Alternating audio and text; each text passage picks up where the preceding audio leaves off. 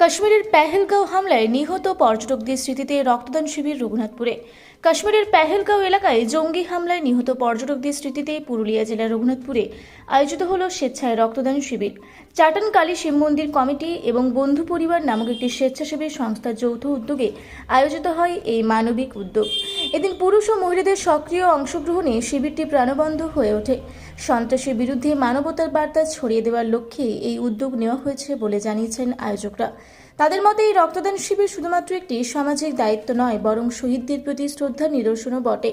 রক্তদাতাদের উৎসাহ দিতে উপস্থিত ছিলেন স্থানীয় বিশিষ্ট ব্যক্তিত্ব এবং সমাজকর্মীরা। আমাদের রঘুনাথপুর চাটান শিবকালী মন্দির কমিটি এবং রঘুনাথপুর বন্ধু পরিবার তাদের যৌথ উদ্যোগে একটি স্বেচ্ছায় রক্তদান শিবির। আপনারা দেখলেন একটু আগেই অনেক খবরে আমাদের লাইভ হয়েছে এবং প্রচুর মানুষ এসছেন। খুব ভালো লাগলো যে মানুষ স্বেচ্ছায় এই ধরনের কর্মকাণ্ডে এগিয়ে আসছেন। আমরা খুবই গর্বিত তাদের জন্য, কারণ এখনকার মানুষ আগের থেকে অনেকটাই সচেতন ব্লাড দেওয়ার ক্ষেত্রে। কারণ আমরা দেখেছি যখনই কাউকে বলি যে একটা ব্লাড দেওয়ার ব্যাপার আছে, কিন্তু অনেক মানুষ ভয়ে দিতে চান না। তো আজকে দেখলাম মানুষ স্বেচ্ছায় ব্লাড দিয়েছেন, এটা আমাদের কাছে খুবই একটা গর্বের ব্যাপার আর কি। আজকে আমাদের এখানে যারা এসেছিলেন তার মধ্যে যে সমস্ত গেস্টরা ছিলেন তার মধ্যে এক্স আর্মি যারা রয়েছেন তাদের টিম আমরা ডেকেছিলাম এখানে।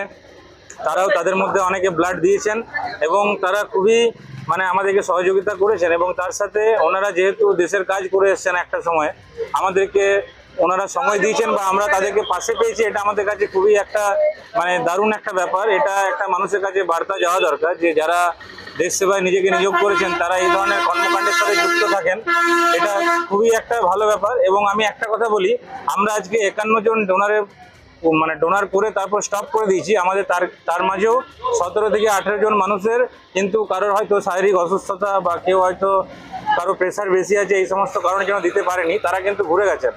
আর কমিটির ছেলেরা তো এখনো কেউ দেননি, তার মধ্যে আমরা 51-এ ক্লোজ করেছি। তো খুব ভালো। এই জায়গাটা দেখুন, আমাদের রঘুনাথপুর শহরের একটা প্রাণকেন্দ্র বলতে পারেন। এটা আমরা মেন একটা মোড় বলতে পারি, কারণ পাশেই থানা রয়েছে, তার পেছনে আমাদের রয়েছে রঘুনাথপুর কোর্ট।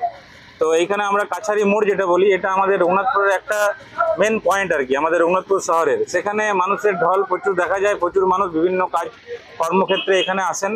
সুতরাং আমরা বলবো এই জায়গাটা এই জায়গাটা আমরা বাছাই করেছি, কারণ এই জায়গাটা রঘুনাথপুরের একটা প্রাণকেন্দ্র। তাই আর আমার নাম অমিত কুমার বাউরি, আমি রঘুনাথপুর বন্ধু পরিবারের সদস্য। আজকে রক্তদান শিবিরটা করেছি আজ থেকে প্রায় 7-8 দিন আগে। আমরা রঘুনাথপুর সুপার স্পেশালিটি যাই, দুটো পেশেন্টের খুবই ব্লাডের প্রয়োজন ছিল, ওদেরকে আমরা ব্লাড কার্ড দিয়েও ব্লাড দিতে পারিনি। আমরা তারপর চিন্তা ভাবনা করলাম যে আমরা একটা ব্লাড ডোনেশন ক্যাম্প করব। আমাদের হানিফদা ছিল সাথে, আমাদের একসাথে আমরা যৌথভাবে আলোচনা করলাম যে আমরা একটা ব্লাড ডোনেশন ক্যাম্প করব। এইভাবে আমাদের ব্লাড ডোনেশন ক্যাম্পটা আমরা করি। আমাদের আজকে 51 জন ডোনার ব্লাড দিয়েছেন, ডোনেশন করেছেন। সার্টিফিকেটের সাথে সাথে গাছ দেওয়ার কারণ পরিবেশ সুস্থ থাকুক, পরিষ্কার থাকুক, গাছ লাগান। গাছ একটা মানুষের প্রাণ। কাজটা করে তো খুবই ভালো লাগলো। প্রচুর নতুন ডোনার আমরা পেলাম এখানে। আজকে এখানে ছিলেন আমাদের দেশের বীর সৈনিক, এক্স আর্মিরা সবাই ছিলেন, এবং রঘুনাথপুরের আমাদের প্রচুর সমাজসেবী যারা কাজ করে, আমাদের এক্স চেয়ারম্যান ছিলেন, তার মধ্যে রঘুনাথপুর পুলিশ ছিলেন, আমাদের প্রসাদ ভগত, চাটান শিবকালী মন্দির কমিটির মেম্বার। আপনি কোন সংস্থায় কাজ করেন, আপনি প্রতি যাচ্ছিলেন, হঠাৎ আপনি রক্ত দেওয়ার ইচ্ছা করলেন, রক্ত দিলেন, কি বলবেন এই বিষয়ে? আমার অনেকদিন থেকে ইচ্ছে যে কোথাও রক্ত দেওয়ার ইচ্ছে ছিল, কিন্তু আজকে সুযোগ হলো, সেই জন্য দিলাম। আপনি কি যাচ্ছিলেন, দেখতে পেলেন নাকি? হ্যাঁ, দেখা আমি এলাম।